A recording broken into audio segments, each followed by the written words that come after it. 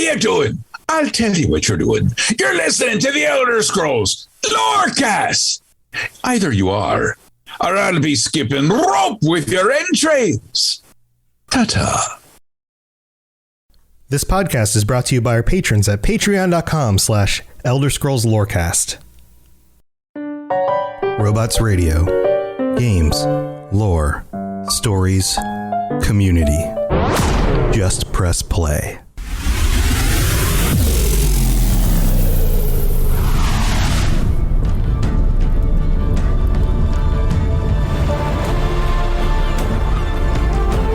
Welcome to the Elder Scrolls Lorecast, the podcast where we explore the amazing universe of the Elder Scrolls.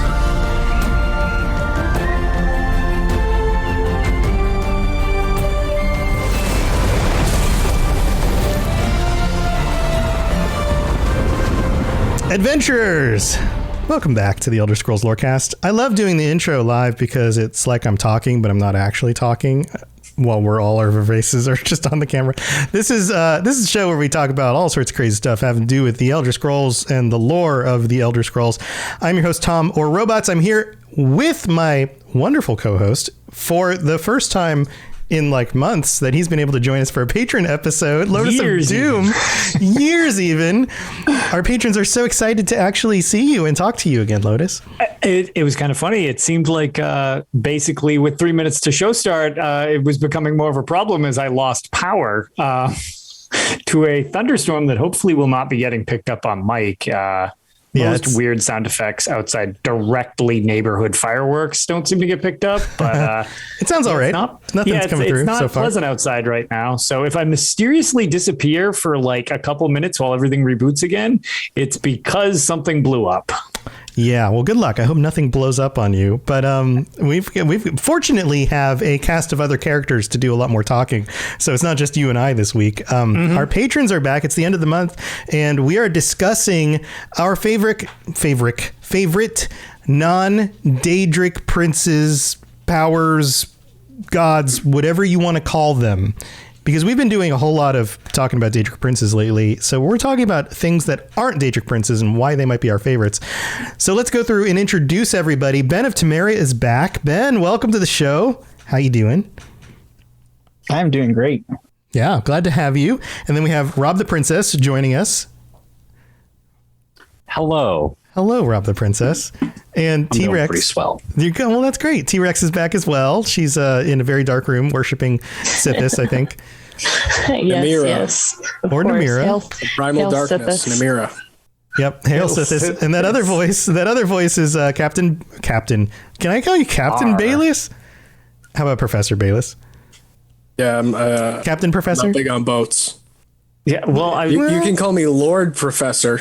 Lord Professor. Want, yeah. Well, it's also, I mean, we're still in the High Isle expansion. That's true. Captain's on brand, at least. I think that's where my brain must be. But then we also have... I'm not... We had this discussion before. I'm not a big fan of the beach boats, none of that. This is the pre-show stuff. Not very seafaring. Yeah. Nah. Yeah. This is why you need to show up for the pre-show stuff. My ancestors might have been, but no. Yeah. Well, all right. Well, thank you, Lord Bayless. And then we have Seigbro. Seigbro's back. Hey, Seigbro, how's it going? Pretty good. Finally got my patron shirt. Nice. And I'm feeling pretty fresh. Oh, well, that's the added bonus of those shirts is they have an extra fresh component.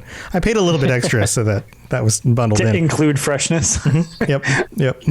And then there's the design of my Azura one's coming off, starting to like peel off because I wear it so much. Oh no! Good Lord. No! How much do you wear it? You've worn off the freshness. I mean, I've like for the 9 months or so, like probably 11 months now that I've had it, I wear it pretty consistently, like including to work. Nice. I'm really worried it's going to start happening to the Boethia one soon because that's like... Turn it inside out when you put it in the dryer. It preserves the shirt. There you go. Yeah, anything with print on it will wear out if you wash it enough. But then we have one more. We have one more before we talk too much about the shirts and stuff. We've got Falcon with a box on joining us as well. Falcon, welcome back. Hello. So guys, we're talking non-Daedric princes here. This could go in so many different places. Would one of you like to kick us off? Do we want to? I mean, I know the professor has has a deeper concept for us. And we did some debating ahead of time. That's just to like, does this qualify? And ultimately I was like, well, some of those theories, they kind of include what some people... what I was originally going to say. Yeah, I'm no longer going to be talking about the great spirits of the Reach. I'm talking about your boring divines. Well, I guess that's where we have to go. There's a lot of other stuff to talk about other than the Daedric princes and the divines. There's like, 7 other pantheons at least. Yeah. Like what, the fat mother goddess of the needs? Would you like to talk about that? Beehives. Exactly. Beehives. It is. Well, who wants to kick us off? Who has a definite idea of... I can start. All right, T-Rex kicking us off. Well, of course, Hail Sithis. Hail Sithis. So, called it. I mean, to the surprise of no one. No, it's not surprising at all. I absolutely, outside of the Daedric princes, like that is my go-to, of course. So like the Dark Brotherhood. So we're talking like the Dark Brotherhood, their conception of Sithis. And not just the Dark Brotherhood, but I also love... And I'm not a big Argonian player. I've never actually played an Argonian, but I absolutely love the concept of the shadow scales. The shadow scales are really cool. Yes. Murder, secret murder. That's just what you're into. Secret murder, the void. I mean, he's awesome. And I also kind of have like a few more that I kind of like outside of that, like Ifray, the Green Lady and the Sylvanar, and then of course the Tribunal. But those are kind of my like throw in there. That's your list. Yeah. So when it comes to Sithis, do you go with like a Dreadfather perspective on Sithis? Or like Sithis is such a mysterious thing. Yeah. You know what I'm saying? Like, Sithis is nothing. Sithis is nothing, and yet still the something. The primordial concept of the void in and of itself. But yet the void is still like active in the world somehow and has a will. Like, I mean, it's this weird. Yeah. Of course, since I always am a part of the Dark Brotherhood, no matter what Elder Scrolls game that I play, he is the Dread Father, and. I mean, he is the void. He is like everything to me. Okay. Sithis simp, I see. I guess. So is this like a common thing for you? The whole, like, is it because of the dark and spooky thing? Is that like, were you going to like goth concerts in your teenage years? Like, is this like a deep seated, like, or is it more about just like, I like this sneaky stabby brotherhood thing? Like, I like the sneaky stabby brotherhood thing. So it's not even a universal like thing you just enjoy. It's kind of just very specifically like this, this IP in general, this one thing is kind of like that. That's like your hook into the series type of deal. Oh yeah. Okay. Yes. I don't know what it is. Like any game that I play, I'm always like the sneaky stabby type of player. And so it naturally, the Dark Brotherhood and Sithis fall in line with that. So, sure. I mean, there's a literal cult / guild built in game around your play style. So I guess that is kind of probably a natural fit then. Yeah. And I guess I also love the fact that like, it's so, the Dark Brotherhood and especially Sithis, they're so like mysterious and like, I don't know. It's hard to explain. In the dark. Yeah. Everything's in the dark. Like me right now. Yeah. So a side note here, there is a mod that came out for Skyrim VR that allows you to grab things in the environment, including other people, and like hold them and move them around and stuff. And weapons now actually hit things and create force and sort of knock people around, which means that if you're doing like sneaky stabby, you can go behind people and like cover their face, their mouth, and then just like stab them in the head or whatever. It is intense. I couldn't get it to work. I tried installing it today, but just one thing. I've seen ESO Danny do his like VR stuff in Skyrim, and it's so funny because he always has Lydia as his as his person, and he'll just like reach out and like caress her face, and he's like, right. sweet Lydia. Yeah. When I play, I always boop people's noses. Like they're like, I need you to go on this very important quest. It's going to be dangerous, and I'm like, you got it, buddy. Boop. Just move on. So, all right. Anything else about Sithis you want to share before we move on to our next guest, or anybody have any questions about Sithis? Yeah, if anyone has any questions, go ahead. All hail Sithis. About her particularly, enjoyment of it. Nobody. I mean, it kind of makes sense when you're saying that it's just like if that's your play style, so to speak, the fact that this series has something that kind of links into your play style as like a major factor to the series kind of seems like it's almost like designed for you. Cause like, it's one of those things you didn't even need to necessarily adapt to, like, oh, I was looking for a guild and this one's most closely related to me. It seems like if that's your interest already, the fact that that's in the series is kind of like, oh, well, okay, cool. I guess I've already found my home and I didn't even need to look for it. And it's cool too, because like that was the first and really the only game that I've found something like that.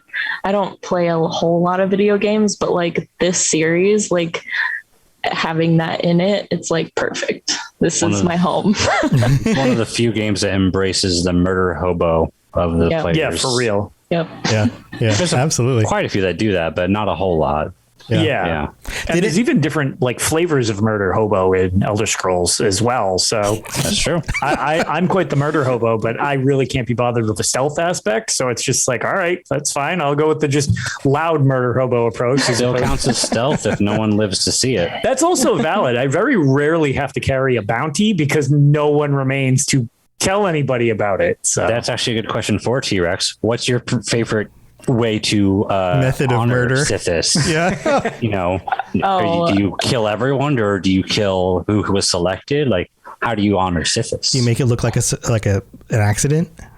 Well, if I'm just like going around, I'm just if I'm just murdering everybody. Of course, I'm walking down the street, just like blade of one for you and blade of one for you. Handing out like candy.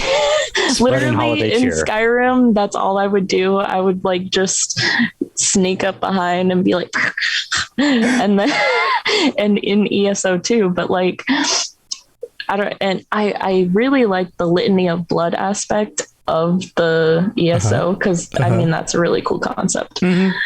Just going around finding somebody with a special eyeball. Right. So here's what I want. I would love for you to do a series where you play Skyrim and you just try to murder everybody. But you can't. Well, you try to kill everyone you can. It gets sad, okay, man. so it's real sad. You can remove an essential status from most NPCs. Well, you can try. Some of them are like ingrained, like as there's a majority of them you can do that. There you go. But cough, people did it with the kids. Just murder all everybody. that's left is like a handful of NPCs that you couldn't take the essential status off, and just the guards that keep respawning. Yeah. And so you're gonna have more people to keep killing, which is great. It's just sad. It's very sad. All right, so we need to move on because otherwise this show's going to be forever. So does anybody else pick Sithis? Did anyone else go, oh, yeah, Sithis is on my list too. Oh, yeah. Ben of Temeria. A technicality. I mean, Dark Brotherhood. That's another Dark Brotherhood. Okay, so same question to you. What's your enjoyment of that? Again, were you going to like goth shows as a teenager? So growing up, I mean, I love the Assassin's Creed series. So I fell in love with that. I was on the history aspect of it. Okay. But well, you did say you were in band. Oh. Wait, is there a connection between liking Assassin's Creed and people who are in band? Sorry, this is a Gen Z thing. The band kid meme is like... Oh, I was like, wait, so are band members like assassins? I had no idea. The band kid meme is like, oh, they're like the big history nerd. They know all about that stuff. And then they watch a certain Minecraft YouTuber who didn't show his face. Band kids are coming for you. I don't know about the whole Minecraft. Don't know about that. Like the guy with the green and the mask. All right. No. Well, back on the topic, Ben. Anyway, let's get back to Ben's perspective on this. Ben, so why else do you love the Dark Brothers, the Dark Bubs? Just like T-Rex, I like the whole sneaky, stabby type of gameplay. That's mainly that, and then I like the mystery of everything. How they're known, but they're also not known throughout the world. Mm-hmm. Yeah, they're laughing at me because I said Dark Brothers. Because that sounds like it could be something else. I'm trying not to laugh at it. It's kind of a funny slip. I mean, they're the Dark Brotherhood. It's Dark Bros. It's cool. Dark Bros. Dark Bros. Dark Broskies. So the sneaky stabby. Do you do? Okay, so here's a question. Most people, when they play like Skyrim, for example, and they're doing sneaky stabby stuff, what they're really doing is sneaky bowy stuff, like sneaky shooty, really, right? Like, very few people actually like get right up on people with a dagger. Wait, really? That's my perception is that, like, I think most people, because that's the whole meme. Most people, the stealth archer. Stealth archer because it's but easier. If you're actually like going in and like doing it like legit, like you actually care, and you're not just like playing it to like play it. I think that's still a minority. I think that's a minority. So, well, Ben, do you go up behind people? Do you like max out like the dagger damage and like kill people up close? I max out both. Yeah, but do you go for the dagger first, or do you shoot from a distance and then? It depends on the target. Okay. Based. So yeah, it really depends on the target. Like I took, like playing Assassin's Creed, like depending on what happens in that game, like if my target's too far away, I'll just use, depending on which game, I use a crossbow or the hitting gun or whatnot, or I'll just go up behind them, stab them, and duck in an alley. Yeah, clean off the blood. Move on. Yeah. So is there anything about Sithis specifically that you think is particularly interesting, or how Sithis is more like you said earlier, it's a void, but still like alive? Yeah, so it's like there's a personality somehow. That concept of nothing being something is just intriguing in itself. Mm-hmm. Yeah, I have to wonder if that's just the limitations of, like, say, we as mortals in our imagination, like we want to personify things all the time. So is it actually representative of Sithis itself, or is it just a mortal way of explaining things and putting some sort of, face to it, intentionality? Yeah. Anybody else have any other questions about Sithis? Sithis was an anime girl. What would it look like? We're talking about personifying things that aren't personified, and when you look at like what the internet does, they just turn it into an anime girl. There's this black hair, real dark eyeshadow. There we go. Rob, there's literally an anime about they make the Lovecraftian eldritch god Nyarlathotep into an anime girl. See, there we go. Everything's into an anime girl these days. There you go. No, but that was like back in the day. That was like early 2000s. That show's a classic, dude. Okay. It's a trend. It's a classic trend now. It's just the way we are as people. And now, like, we have didn't somebody make like first it was they made the Earth into one, and then it just went downhill from there. I'm pretty sure they've made the like coronavirus into an anime girl. Anyways, we're getting off topic. This is a wonderful rabbit trail. But Ben, I think we're ready to move on to somebody else. So we got Arthurnax into one. Two people who are big into Sithis. Anybody else? Mine is Sithis. Falcon is also okay. So same questions. Lots of Sithis love. Okay, so tell us about why you're into Sithis, and then also your sneaky stabby play style. So like the chaos aspect of it all, the change it bring it. Yeah, I'll go for it. It's fine. Brings sure. Them always works if you're not sure. Them. Yeah. The chaos and change they bring to everything with. For Sithis is killing everyone to send to the void to bring their change. Just the chaos I like. Chaos. So when you play and you're doing your sneaky stabby stuff, we just had the debate about bows getting up in close. So I think daggers are way more fun than bows. Bows are the easy way out. Mm-hmm. So So depending on the target, you use the dagger, kill them, and then I drag them to the most public place I can find. I thought you were going to say to like a secret little hidey hole, like a corner or under a bush. But you're make it as known as I can. Wow. So you're like, you bring them out into the square. Yeah. So you just bring them out into the middle of the square, just like anybody else wants some? Like drag Narfi across the river in Tiverstead. Oh my God. Wow. Don't bring Narfi into this. Wow. I get emotional every time. How do you feel about that one Lucy and LeChance line where he says, "Dear brother, I do not spread rumors. I create them." You vibe with that? That's a good one. Absolutely. Sounds like what Falcon is doing here. That Skyrim VR mod, you can also pick people up and sling them over your shoulder in order to like haul them around. Yeah. So you could murder people and then just like carry them around and then dump them somewhere. Like leave Narfi alone. In VR. Nobody said it was Narfi anymore. You're the one who's still thinking about him. So let it go, man. So any other things, Falcon? Any other reasons or comments on this? Nothing the other ones didn't cover already. Just be repeating them. Gotcha. Well, that's cool. I mean, Sithis is cool. We've got three Dark Brotherhood murderers among us. Good to know that we could, if we need you, summon you to kill the person trying to kill us. I'll be loyal, so I won't like come after you, but I will assist you if you need it. I appreciate that. Well, tell you what, we've gotten through like half of the group. Why don't we take a quick break to thank you guys, our patrons, and then we'll be right back. This is Hamis Morak, Dragonborn, and you are educating yourself to the Elder Scrolls Lorecast. All right, so here we are in the middle of the show. We get to thank our patrons, all of these guys who help support the show and make this something that I can do full time. Thank you so very much. I very, very much appreciate it. I'm so glad that you're able to join me for the chat as well. And everyone else who supports the Patreon, including our newest patron, Aiden W. Welcome to the Patreon. That means we're up to 109. We've got ourselves like a little village going on here. 109 patrons. And a big shout out to our Daedric princes, Mr. Gami Boy, Kira, Noodle Al Dente, and Riverwood Chicken. That's just, it's going to be a quick little middle of the show this week. We don't have any new reviews to read out, but if you'd like to drop us one of those on Apple Podcasts, I'll read it out on the future.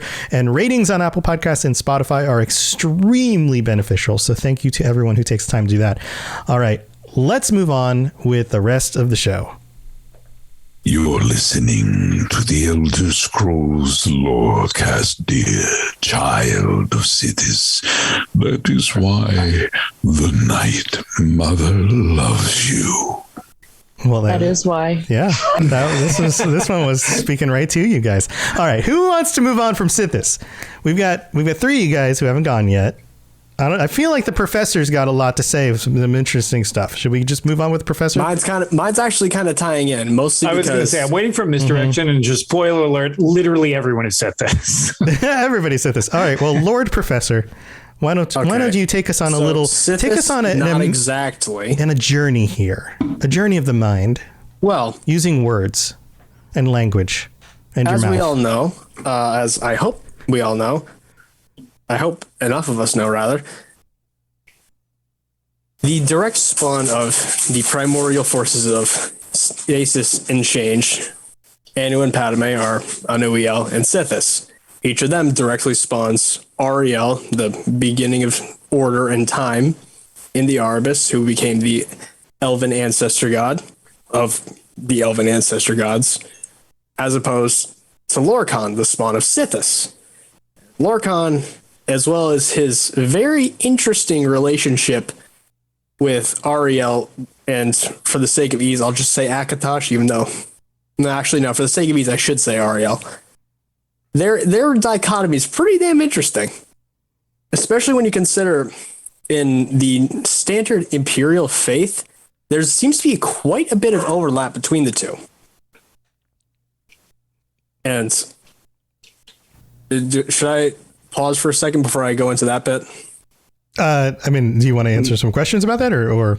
You want to just take us on a little journey? If there's a specific clarification, I can. So Ariel and Akatosh are just different interpretations of the same god, is what you're getting at, right? More that one of them is comprised of elements of the other. My perception, my understanding is that Akatosh is an imperial creation which is meant to simplify and kind of fuse certain aspects of both Shor, as in Lorcan, and Ariel in the process of Alicia making the 8 Divines pantheon for the sake of compromise between her Aldmeri worshipping subjects, the Needs, and the few elves who, not few, but the portion of the alien civilization who supported her, and the Nords, who she also very much had to keep satisfied following her rise to power. The thing is, if you really look into a lot of what's attributed to Akatosh in the histories you'll see of Alicia's rebellion, a lot of those things don't really add up for a god who would be directly considered an alternate version of an elven deity. Specifically, sending an aspect of Lorcan or Shor Ashezarine in the form of Pelennor Whitestrake, who is quite literally composed of a diamond made as a result of a drop of Lorcan's blood falling from his heart as it flew across the sky into Red Mountain, or into where Red Mountain would eventually come from. And furthermore, it doesn't make as much sense to me that the Handmaiden of Kine in Mara would be sent by Akatosh as opposed to Kine being supported by her husband, supporting the rebellion of humans for liberty from the elves. All of it seems to point a lot more towards Shor having a stronger connection to this initial rebellion. To the point where I think that realistically, considering just our basic understanding that history, any text written, the author has a specific intention, where a lot of these texts would be altered to contain a more time-appropriate name. Whatever god originally was conceived by Alessia before being mostly broken down by the Marikati selectives in their breaking of the dragon in the middle of dawn, seemingly comprised of a lot more aspects combining the two than primarily just being an elven or human god. Sorry, is there a dog in the background? Yeah, there is. That's because there's a lot of Foley work happening. I'm trying not to crack up while you're talking about this. Go ahead, Rob. I've never really associated a lot of what you're talking about with Akatosh. It's like Akatosh is like a mannish perspective of Ariel. And so it's going to have some mannish things about it, which might resemble Shor and Lorcan, I guess. But I've never seen it supposed to be tied to Shor or Lorcan directly. That's just kind of always been its separate thing. There have been the divines, and there's been Lorcan, who is not a divine, but is still kind of seen as another god. Yeah, it's kind of a chicken and an egg thing. I think you guys are onto some very interesting things here. Like anything that the mannish race is going to do to be talking about a deity that is a derivative of the elven pantheon is going to have pro-mankind qualities. Mm-hmm. Who has pro-mankind qualities? Lorcan. So did that happen because in the meta situation of it all, those two things fused? Or did that happen from a cultural perspective in that mankind wasn't going to worship a deity unless they imposed on it the belief that it was pro-mankind? Right. I believe that in this situation, we can't specifically say mankind as a whole, because it's more of a compromise between the groups of the liberated Nedic slaves of Cyrodiil who followed the elven pantheon imposed by the Aelids, bar obviously the Daedra, who presumably led to the hedonism which developed into the horrific tortures that was forced upon them, as opposed to the very traditional Nordic pantheon the Nords would have followed, which is seemingly what Alessia needed to combine with the traditional elven pantheon to make her original concept of the 8 divines. I guess my disagreement with you is also in agreement with you, because you're agreeing that it doesn't make too much sense to pin that to Akatosh, and I agree, because I would say it is more pinned solely to Shor or Lorcan themselves and not as much to Akatosh. I think it's just a bit of a misunderstanding. The point I'm trying to make is that I find Akatosh very intriguing because it seems to be a synthesis of lots of ideas which are needed to be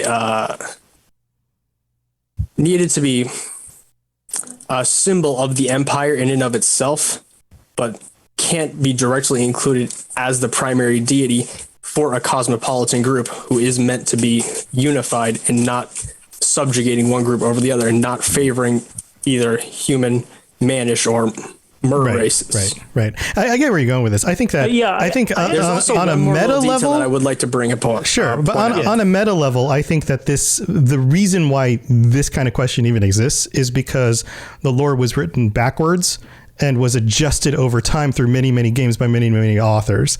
So the complexity that we can see in all this, I think, is probably not necessarily intentional. It's just that you had lots of people contributing to baking this thing almost in reverse. Well, yeah, obviously, but it's more fun to think about it as in its own historical context. Sure. I mean, the one thing, just like before you jump into your next point, just kind of off what you just mentioned, which is one of the things I like about the writing of the series, is because it has so many authors with it. Honestly, sometimes they could just have completely different directions to go with because they have whatever they have in mind for writing. Like this is out of like literally in game and more of like actually crafting the series from like a real world fourth wall breaking perspective. Everybody's going to have their story they're trying to tell for whatever reason.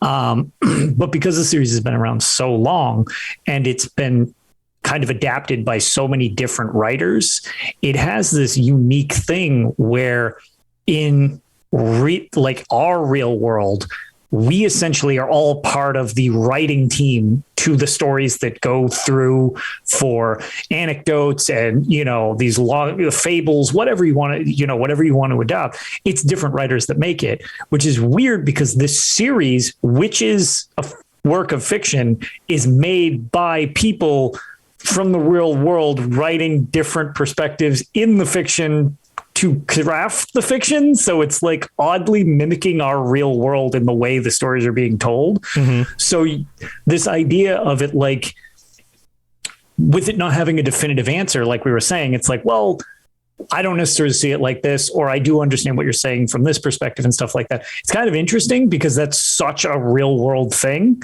where you have to try to get in the headspace of who is actually writing it. So it's a weird situation where it's like these cultures in the series who crafted these stories so that they would mesh with their lives and the people like that are also being written by different groups of people doing the exact same thing. So it gets like real meta head trippy type of thing when you think of it like that. Right. It's kind of like reading a like one of Grimm's fairy tales. If you actually read the text from Grimm's fairy tales, they were compilations of stories that were passed down by word of mouth over centuries and centuries and centuries. Right. So in one story that comprises maybe 3 or 4 pages of a modern day book, different paragraphs will have been influenced by different traditions over centuries. So you have like a pagan tradition talking about like a talking broom and how that's completely normal. And then all of a sudden the paragraph after that will talk about how the talking broom is the devil. And because now all of a sudden the Christians showed up and they're cramming their stuff in. So what's cool about what you're talking about, Lord Professor, is that you're it's almost like you're peeling back the layers of these different groups and their roles and the way that they were either seeing or writing about these deities in order to better fit their time and their culture or their agenda. And that kind of is inherent to the series in a way, simply because of, like Lotus is saying, the way it was crafted over time by the writers. Which is a natural result of the primary method of storytelling being the unreliable narrator. Right. Right. Yeah. It makes it very, it's one of the things that I guess either people really are just like, this is too, it's the make or break for whether or not you like it. Bail on it or it's the difference between this is super fascinating. I love this stuff. It's the difference between like from soft lore versus like the Elder Scrolls lore. Like there is like definitive sources for this. So you don't have to make interpretations of something vague. you have to decide who you believe. Right. Sure. Yeah. Sure. And maybe all of them are not 100% right. Exactly. Right. Which is probably the most realistic way of going about it, by taking as much of the grains of truth from one thing as you can, piecing it together. Yeah. It's unlikely that anybody is the full truth. Right. Exactly. Yeah. Cool stuff. I do have one more point, though, that I think ties into my idea that Akatosh is basically just an amalgamation of ideas, which is meant to solidify the Imperial faith as a good enough stand-in that most Tamrielic groups could find some logic in it. In that, if we acknowledge that even before the Elven influence, most of those Nedic groups presumably had their star worship, whatever they had there. Presumably, it may have, and unsurprising since this is coming from me, probably had some relations to Reach worship, where the god they revere for order and stasis and functions actively going through, being Periite, as the dragon imagery, which also ties in with the order of Akatosh being the aspect of time in the present, where the whole idea of the three stages being Ariel of the beginning, Akatosh of the present, and Alduin as the end, ties in with the time god for the Nords. You can really kind of see the ordered stasis in functionally continuing, really tying in perfectly with the two-faced dragon god. I find Akatosh very interesting just because of all these ways that you can tie it together just with these minor things that probably some writers thought to themselves, like, I'll honestly bet you some guy writing in the writing team behind Daggerfall just saw, oh, our time god's kind of a dragon. Let's make this like or this orderly god who does like natural things like the cycles and stuff like that. Let's make him a dragon. That'd be cute. Yeah, they're kind of similar. Into that entire rant that I went on. Right. They're similar enough, and then and then a decade later, tied together so well. A decade later, 2 or 3 other writers on some minor quests or whatever have contributed stuff, and they're like, well, let's take that and flesh it out a little bit, but let's not really tell anyone else, and let's not make it a main focus of any of the games. And then all of a sudden, Skyrim comes on, and we're like, oh, now we've got dragons in Alduin. Okay, well, let's flesh out a little bit more. Yeah, absolutely. Yeah, it's cool how all those kind of layers intersect. And the one other funny little thing I'd like to point out that I think is my last point to why I say I'm like 99% sure that if you were to speak to Alessia at that time, before any of the dragon break that occurred through the actions of the Marikati Selective, initially it was probably sure, is because in being sent by the divines, the 2 heroes that were sent to her, one being Morehouse, the other being Pelinal. Morehouse, when he first sees Pelinal, greets him as uncle, which makes sense because Pelinal being the alternate aspect of Shor, who is, in that belief, Kyne's husband. So being just sort of like a parallel to the father figure. It's just kind of like the nail in the coffin for me that just kind of ties in like... Yeah, I think you're tapping into Zero Nordic than Zero Merrick. Yeah, you're tapping into a lot of Kirkbridean stuff there. But yeah, absolutely. Yeah. So cool stuff. Not that there's anything wrong with that. Not that there's anything wrong with it. It just gets super wacky. but just getting all loaded. I tried to leave like some of those. I tried to leave some of the more complex stuff, only the more grounded things that I could realistically see like Bethesda putting in just a Radiant lore book in the next game. Things that aren't too over the top, you know? Yeah, I got you. Well, very cool stuff. Are you going to do like a Professor Baelius speech on one of these concepts or this concept? After I get through, the first plan is going to be going through the basic timeline and getting a baseline of a lot of this information before going in depth into certain topics. But that totally is 100% on the list once I get up to around the Marikati Selective era of the first era, and when I go more in depth to the history. Yeah. I gotcha. Well, cool, man. Cool. All right. Well, we've got 2 other people to get to. I want to say something quick about Akatosh, and I'll try to be quick. Sure. I do find him to be very interesting, that he seems to be one of the few Aedra or divines, or however you can classify him, as kind of more of a social construct more than the other divines, because before the first dragon break, before the Alessian rebellion, all that, there wasn't any written record of him ever existing, really. It was always Ariel this, Ariel that, and then they just decided to make a new god. And before that, like, there was no written existence of Akatosh ever existing. So he's more of a social construct than any other god at all. I'm not saying he is fake, but he probably is as much of a divine as the rest. But it's just interesting how much of it was just to. It's in the same way that Talos was considered a divine. It's less so. It's I'd say more.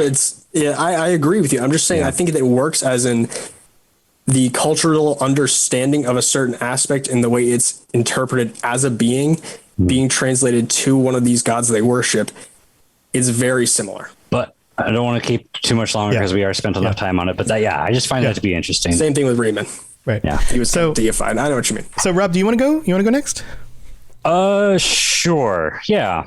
Akatosh.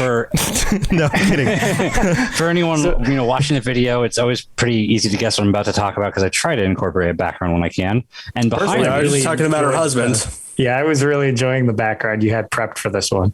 Yes, good old Kine, or Kinnereth, or Knarthi, or Tava, technically. I'm not really picky on the specific iteration, but I am a really big fan of this god. I love Kiss at the End.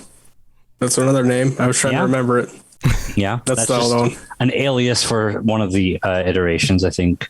But yeah, and she really does embody so much, and it's interesting how. Especially in the Nordic pantheon, but it seems like a lot of the Manish pantheons before the imperial influence really honed in on them. They all, at first, the word I want to say is matriarchal for their pantheon, but that's not quite the right word. It's more maternal than anything. They have a very maternal outlook on a lot of their pantheon, and Kine, Kinnereth, or whatever, is the mother of these ones, which is interesting because you would think Mara would represent that more than anything. But in most of the iterations, she is the lead. She's the wife of Shor or Lorcan or the handmaiden, whatever, or not handmaiden. Mara is a handmaiden. And so it's interesting that, she represents a motherhood to the gods, and then Mara is like motherhood to the people. But then on the same note, like in the Nordic religion, Kine is the creator of the Nordic people and all of the animals in there. So it's like she is more of a mother than Mara, and she's also the one who leads several of the religions, the Khajiit religion, all of the Nordic religion. She's the one who leads them to their death. So no need for RK. We got the death god already. No need for the mother god. We got that already. Like, so let's just get rid of all of them. We'll just worship Kine. Yeah. She is the girl boss for sure. Yeah. What do you think about the whole wife of Shor Lorcan thing? I think that's a way to have a character that was already interesting, and they're like, but it's not a man. We need to make an interesting man instead. And so they just made her the wife of the next interesting god. I think they should have kept her at the forefront. Well, I mean, it's kind of. So Can I provide a counterpoint to that, actually? When you real quick, let me just say something. Oftentimes when you hear that like so-and-so is the wife of some other deity, it's not just a marriage male-female thing. It's a way of associating them more closely than saying that they were, they're both just part of the same pantheon, or even if they're both siblings. The wife, like, you choose your spouse. And so the idea that like she is closely tied to Shor in a very fundamental kind of way, and yet Shor's no longer around, but she is. There's an importance there, I think, that's implied by that, and a similarity to Shor, even if Shor isn't supposed to still be around or whatever. But if anything, I think the better approach would have been for her to be an incarnation of Lorcan herself. That would have, I think, because being like the chief deity, it would have tied it in more, as opposed to making her like the second hand to the favorite Manish god of all time. Yeah. Professor, you were going to chime in with something?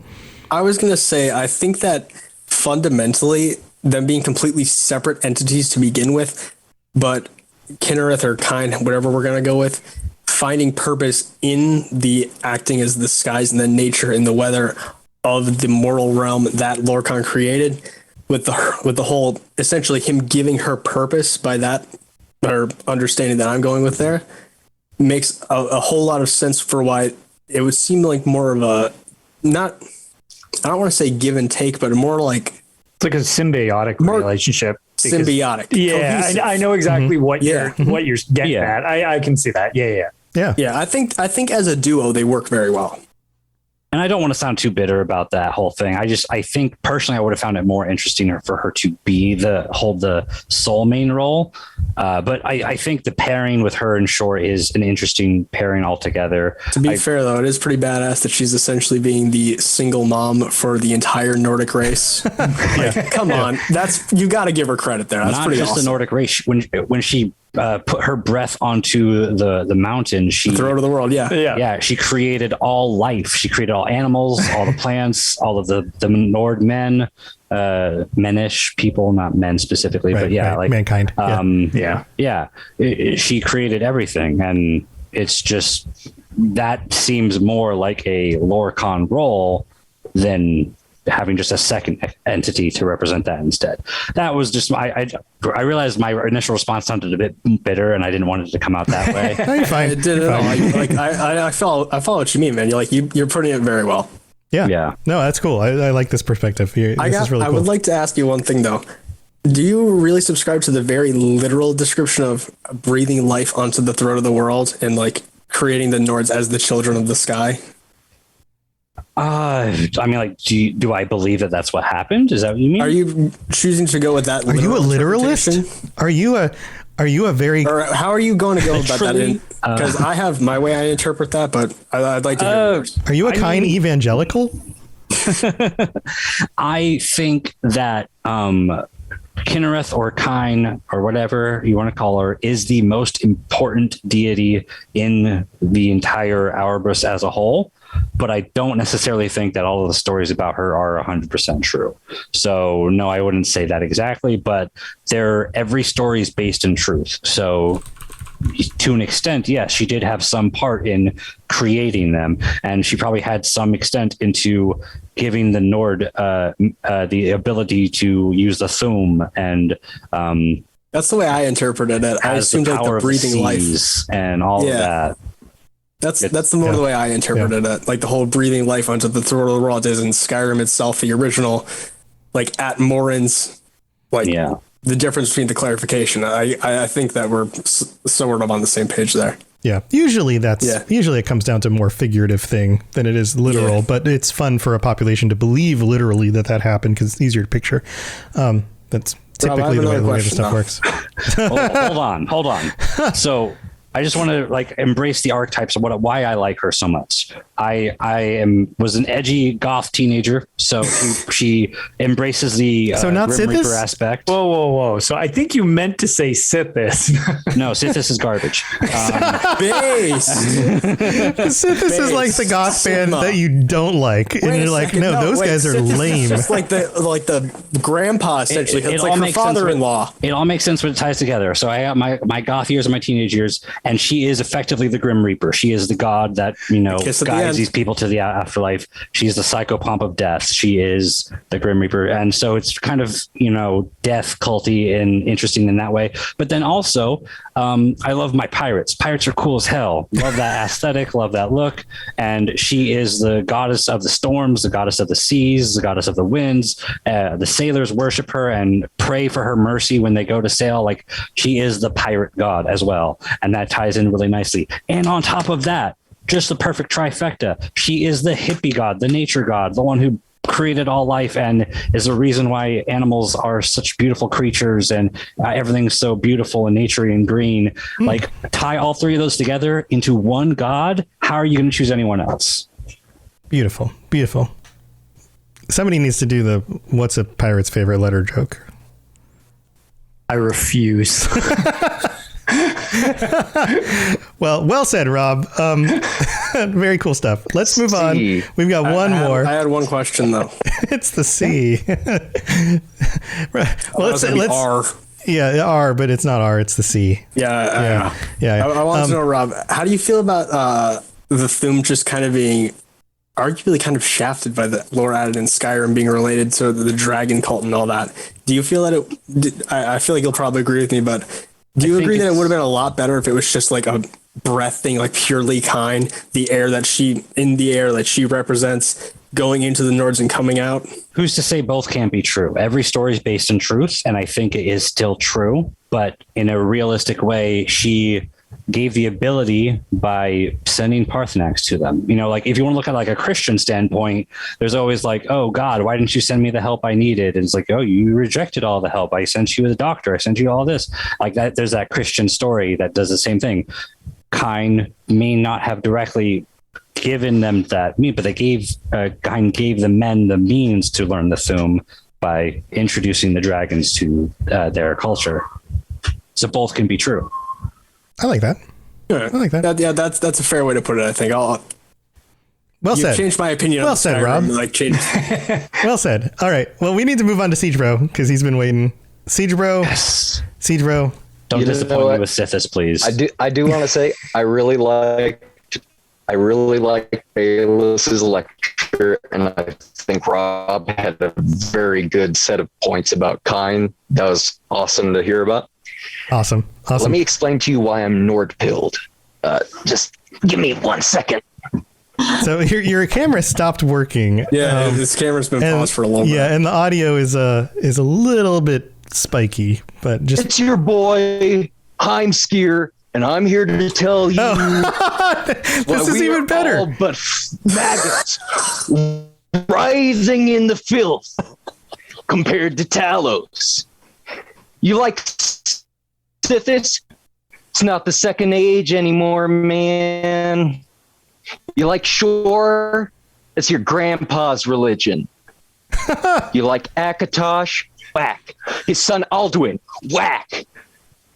Everything about him is whack. He's not even the creator in his own creation story. Talos is where it's at, man.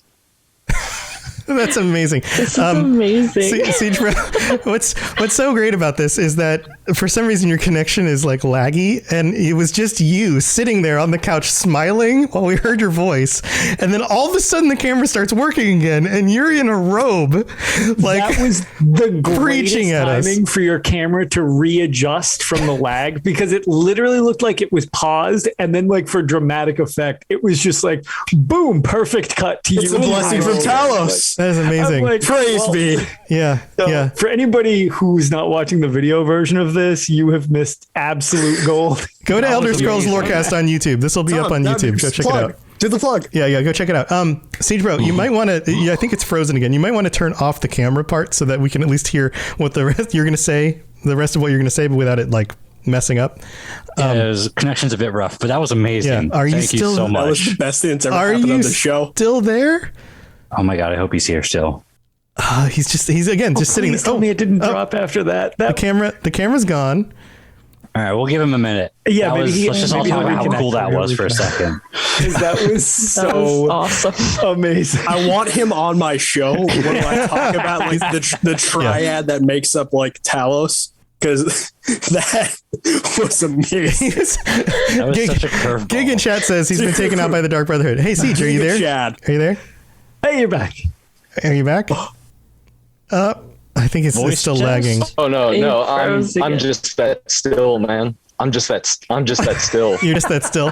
Go ahead and turn off your camera. I think it'll fix the bandwidth issue, and then you can talk, and we won't get any interruptions. Can you guys hear me now? Yeah, we can hear you. Yeah, now you sound but good. The camera's stuck. But yeah, so Talos, right? That was amazing.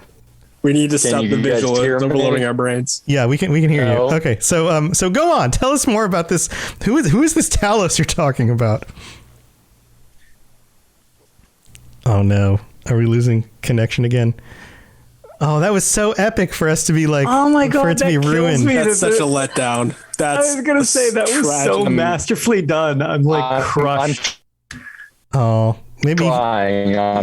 I'm hoping you guys can hear me now. Oh, now he sounds like a robot. Yeah, he's like a dying robot. Oh, maybe you can disconnect and reconnect. It was so anticlimactic. I know, right? That was so good. Now I feel bad for not dressing up. I was going to be in costume. Now, crap. So was I. Next time. No. Yeah, robot warning in chat. Next time. Well, I told him to disconnect and reconnect. Let's see if it fixes. Yeah, maybe it'll resync when he joins. Yeah, sometimes that just fixes it enough. But while he's gone, we can Seigbro. talk crap about Talos. We can talk crap about Talos. Seigbro, you're back. Seigbro is connecting to audio. Crap. I mean, Talos is great. Talos is wonderful. Seigbro. All right. Fingers there you crossed. Go. Is it working better? Looks like it might be working better. All right. Am I back? Can you hear me? Yeah, much better. The video's a little sketchy. Turn the video off, and then I've taken enough time. I just want to say, you like Debella, you like Mara. It's for milk drinkers and poets. I won't even acknowledge the magician's name because I don't know it. Because I'm freaking a Nord. Awesome. It just keeps getting better. It just keeps getting better. Do you have any more? Do you want to give us more stuff, or is that it? How do you feel about the fact that Talos wasn't in the Nord Pantheon at any point ever? Yeah, actually, that's pretty base. You see this? You see this? Is he gonna throw it? He got some milk. He's throwing a milk. He's throwing a gallon of milk around. Yeah. Wow. Giga Chad. Wow. All right. Well, I'm not arguing with him. I'm going to get Seigbro, beamed can I by just ask you one question? Giga. What? Seigbro, I have a question for you. Please go ahead. What about the fact that Talos is an imperial god? Talos, Septum, who cares? We, you know what? Like I said, Shore is Grandpa's religion. You know, they got their strength from racism. Provable fact with Wulthrad. Shore is all about uniting humanity as a whole. Doesn't matter if you're a Red Guard, Imperialist. We're a little sketchy on the Bretons, but we'll see. How do you feel about the Altmer? Their blood goes great on Wulthrad. Yeah. I was thinking more Akulikon, or no, that'd be the Anumidium, but. Did you just say Altmer? He just got real close to the camera. Wow. I don't know what you drank before this cast, Seigbro, but you should be drinking. Probably a lot of mead. I just want to say that Seigbro officially wins the Patreon chat. Yeah, I thought I was going to have it with the rant. Yeah, that was amazing. Yeah, blessings of Talos be upon thee. He's turning into a robot again. Blessings of Talos upon you too, too powerful for this mere camera, this mere mortal camera to capture. I think the show has peaked. I think that's going to do it for today's episode. We can't do better than this. This is it. This is it. Tom Quibble, you're ahead. Oh, yeah, this is the last episode. We're wrapping it up. The show's done from here, man. but in all seriousness, guys, thank you for joining me. This has been super fun. We're gonna wrap this up. Each of you will have a chance to share whatever you're doing or ways people can reach out to you. But first, Lotus, thanks for joining us for a Patreon chat. Question though, did we miss Falcon? We got Falcon. Falcon talked about Sithis. Sithis. That's why. Yeah, it's just a blur of Sithis at the start. Yeah, he was the Sithis crowd. A lot of Sithis. Yeah, they all just went with the more boring version of mine. Real quick, what are your guys' choices? Robots and Lotus. What are our choices? Yeah, I'm so bad at picking favorites. I didn't really come up with mine. Would go on for a while, so I'll just give you a synopsis. We can do a lore episode on it at some point, but it's the Ideal Masters. Oh, that's such a good one. Yo! You just blew his mind. So we'll have to do a full. We can do an actual lore cast on the Ideal Masters, just because theoretically there's not that much on them, but there's a lot on them at the same time. It's weird. It's gonna have to be the next episode. Oh yeah, Once after he finishes the Daedric Princes. Yeah, we still got to get through the Daedric Princes. We're getting closer. There's a bunch of them. Yeah. Tom, lightning round. What is, Oh God, you gotta, I'm so bad at picking favorites. Any three. Oh God. Yeah, I just don't. I don't even know. Quick, everybody stare Tuwaka. unblinkingly at Tom. All right. God if nobody cares, isn't that what it is? That seems very on brand. There you go. Look, I don't even care. Tuwaka. I don't even care. It's Tuwaka. Tuwaka. Yeah, Ebenarm. Who even remembers him anymore? Stuff that nobody remembers. Yeah, nobody remembers Ebenarm. And just the void itself, not even Sithis. Padme, neat. Just big empty space. Yeah, just big empty space. But guys, thank you for joining me. This has always been the height of my month every week. Every month, every week. I dream about the height of my month. Tom, We got to have words. He's losing his mind. Seigbro was just too much for his brain. It was just too much. Siege with Talus overwhelmed me. I'm verklempt. But thank you for joining me, everybody. This has been super awesome. Let's go back through everybody. Ben, you got anything cool going on? I know you do. Oh, I got a lot of cool things going on. I am one of the hosts for Holocron Histories, one of the shows on the Robots Radio Network. We go over all things Star Wars, the lore, going over canon and legends. My Patron chat is tomorrow, so if you want to feel free, jump in there. We do live shows 8 p.m. We are going to go over our best fights in the Star Wars universe. Nice. What's the channel? What's the channel name? People want to just Holocron Histories on YouTube and Twitch. Awesome. Well, thanks for joining us. Yeah, and then I'm taking your spot on Monday's Witcher Lorecast. That's right. I'm going out of town next week. I will be on a boat for like most of the week. And so Ben is filling in as co-host for me for the Witcher Lorecast on Monday night.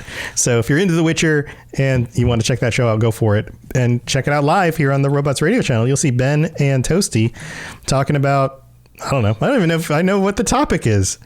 I just know it's a base. Oh yeah, it's a bestiary. That's right. That's all I know. That's right. Yeah. So yeah, have fun with that. But that's awesome. All right, Rob, you got anything going on? Well, yeah, not like media stuff, but I'm one of the guild officers for the Lorecasters Guild on ESO and the PC Guild, and funnily enough, the White Strikes Mayhem event started today. And so after this podcast, we're going to be running around Cyrodiil, killing murdering elves. Fools, killing elves specifically. Yeah. We don't like the AD. That's it. Yeah. No, I mean, there's an elf on every alliance. So safely you can say you're killing elves regardless of what alliance you're on. But That's true.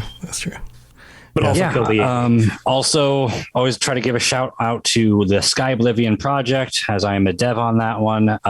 If you are interested in getting that project done, if you want to help out, even if you don't have any experience, reach out to me, go to skyoblivion.com, I think is the website, find out how you can help. There's plenty of help needed there, regardless of your level of expertise. What else was there? I think that might have been it. I guess, Rob the Princess, catch me at Discord, Twitter, sometimes play some ESO with me and join the guild, and we can go kill elves together. Awesome. Harmony together, killing things. Wonderful. T-Rex, thanks for joining us again. Yeah. You got anything going on? Anything? Share? I moved and I got a new computer, so I had to re-download ESO. And I'm also an elf. Please don't kill me.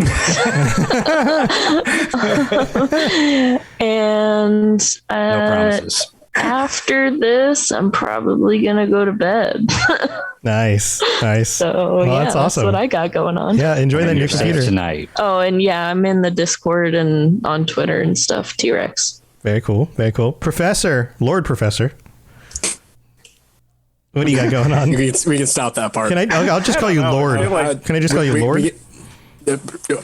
Please. I feel like Lord Professor is now a commitment. I like it.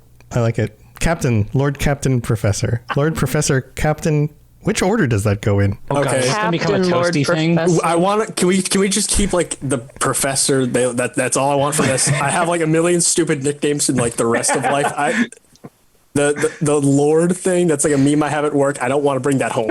The more this bothers you, the more I want to keep doing it. Yeah, you're turning this in like I don't know if you I am an older sibling. Yeah, I am an older sibling. So by my nature, if it bothers you, then he's just going to stare. He's just going to simplify. All right, let's move on to Falcon. Pro. It's not even professor anymore. This is like, no, we need less letters. We're down to just pro. So where can people tune in your stuff, Professor? I was nice that time. Thank you. Professor Bayless on everything. I just wanted to say the plan is next Monday. Well, yeah, next Monday. Not the one in 5 days. Right, the one upcoming. I plan on streaming the recording of the first episode for my lectures classes because I want to have an opportunity for anyone interested. So you could raise your hand in class and just come in and chat and ask a question. Very cool. Stuff like that. Where can they tune in? What's the channel name? It's Professor Bayless on literally everything. Professor spelled as it always is. Baelus. Got it. Like Bay. Nice and easy. That's my Bay. That's my Bay. That's my Bay. I love that prof. Did I ruin that for you? Such a Bay. He's leaving. He's just gone. All right, Falcon, you got anything you want to share? If I was 21, I'd say you guys are going to make me drink. Go ahead, Falcon. Over the last, like about 2 weeks ago, I started work on a game, and so I'm gonna go on that. I'm gonna make a Twitter and stuff for it when it's at a comfortable state. Nice. So this is like your own indie project? Yeah, Awesome. I've made a few before, and yeah. Very cool. Do you have a name for it yet? I don't have a name, but I'll say the basic premise is that you are three, body, self, and mind, and that is three separate characters that interact with each other. Wow. Oh, interesting. All right. Okay. Man, you'll have to share more of this as it comes along in development. Definitely share some stuff for us to take a look at. You gave us so much information, yet so little information. It's like that's a lot in very little information when you think about it. Yeah, I don't know what that actually means. A lot more questions than you gave any answers. Yeah, in the terms of gameplay. Sorry, go ahead. What, Rob? What was that? Oh, I was like, what kind of brownies are you eating? What kind of brownies? I think we know. It's mushrooms. I think we know. So, well, thanks for joining us, Falcon. Is there a way people can plug in to see what else, as this comes along? I'm Falcon with a box on any social media, but like I said, once that game's at a comfortable state, it's going to have a separate Twitter, which cool. I will, I'll give when it happens. Awesome. Will be Falcon with a box off. Yes. Oh, nice. Falcon is out of the box. Out of the box. Come on out of the box, Falcon. Well, thanks for joining us. And then the cats like to get in the boxes. Oh boy, Seigbro is left. Seigbro, is your audio working all right? I hope it is. It is. Awesome. Okay. You got anything going on you want to share? No plugins, no pronouns, do not refer to me. Blessings of the divine upon you, and Baha be thy blessed. Mm-hmm. Hey, nice. Spark gang. Man, there's so many flavors. There's so many flavors. I really like I think Spark is the one that I like the most too. The raspberry lemonade? No, that one's okay. I think Spark's my favorite. That's the one I'm talking about. Yeah, I know. I'm agreeing with you. I'm debating in my own mind, but I'm landing on that as well. I'm like, yeah, I think you're right. I think I like that one too. For me, it's either Spark or Code Red. Yeah, both of those are good. Anyway, welcome to the end of the show, everybody. My brain is fried. We did it, everyone. We did it. Lotus, you got anything you want to share? Yeah, once Talos shows up, there's just, who knows. Lotus, I know you've got Tales of Tamriel. Yeah, and I'm Lotus of Doom, wherever. It's very easy to track me down if you actually need to. There you go. And I'm Robots, or you can look up Robots Radio, because that's the podcast network and everything else that I'm doing out there. And that's what we got going on this week, everybody. Thank you for tuning in. We'll see you guys next time. And if there's not a show next week, then I apologize. I'm on a boat.